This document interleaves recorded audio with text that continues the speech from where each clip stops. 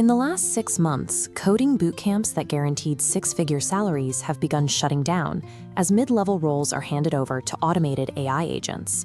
We are seeing software architecture that used to take months of human labor being drafted by a cursor in seconds. At the same time, the cost of physical survival is climbing. Gasoline that sat at $2 a gallon recently has spiked to $4 and $5, while grocery budgets are being squeezed by a sudden jump in baseline inflation to 3.8%. This chart captures the stagflation paradox.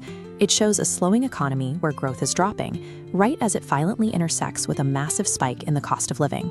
The era of free money is over. Between 2020 and 2022, 0% interest rates allowed companies to hire aggressively and grow on debt. Today, that capital has become expensive, making the tech-heavy investment strategies of the last 5 years obsolete. To navigate this shift, we have to look at the 3 specific colliding forces currently breaking the global economic model.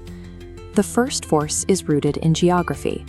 Ongoing regional conflicts have effectively closed major shipping lanes, like the Strait of Hormuz, forcing global trade to take longer, more expensive routes. These disruptions have led to a sustained increase in the cost of energy extraction. When it becomes more difficult to move fuel across the globe, the price of raw oil at the source begins to climb. Higher energy costs function as a tax on everything physical. In factories like this, the margin on every vehicle produced is hit by the rising prices of power and raw materials, costs that are eventually passed directly to the consumer. As long as these physical supply chains are restricted, inflation has a structural floor that cannot be lowered. This creates a scenario where central banks have no easy way to bring prices down without risking a deeper recession. The Federal Reserve is now caught between these rising physical costs and the political pressure to keep the economy moving. The central figure in this dilemma is the new Fed chairman, Kevin Warsh.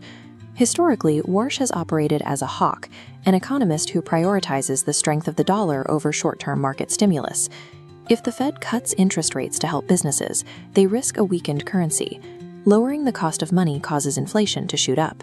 Conversely, holding rates high keeps borrowing prohibitive. Expansion slows, and the metrics for corporate growth and job creation plummet.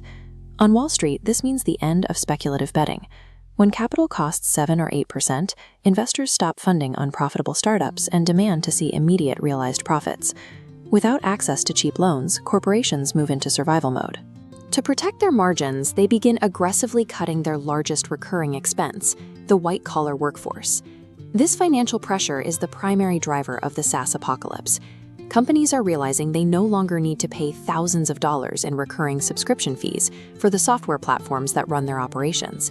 Modern AI models have reached a threshold where a single user can prompt the system to build and deploy custom enterprise architecture. What used to be a massive monthly overhead can now be replicated for pennies. This shift is moving from software tools to entire departments. AI agents are being trained to handle quantitative analysis and data entry with a lower error rate than the human employees they are replacing. Tech leaders like Jack Dorsey have already begun paring down their workforces to reflect this reality. They are finding that a leaner team, augmented by AI, can maintain the same output as a much larger, more expensive staff. The collision is now visible. High interest rates have starved companies of the cash they need to hide inefficiencies, and AI has given them the tools to automate the office entirely. Our research firm utilizes a framework we call iron and lumber investing. We focus our attention on the raw, physical materials that must exist before any digital technology can function. Artificial intelligence has an immense physical footprint. To process data at this scale requires millions of localized servers, housed in massive facilities that consume vast amounts of space and hardware. These data centers have extreme, continuous energy requirements. They need high-output baseload power 24 hours a day to run the processors and the cooling systems that prevent them from melting down. This leads to a material bottleneck. To build the semiconductors and the electrical grid required for an AI-driven economy, the world needs massive amounts of copper and specialized minerals that must be physically pulled out of the ground. The corporations that control these physical resources are the ones insulated from the digital job wipeout. They provide the necessary components that the digital world cannot invent its way around. If your daily work happens on a computer, you must learn to integrate these tools today. The goal is to ensure your skills are augmented by AI rather than replaced by it. In this era of stagflation, wealth will not be built on theoretical apps. It will be built by shifting capital into the hard, physical assets that pull the digital world out of the earth.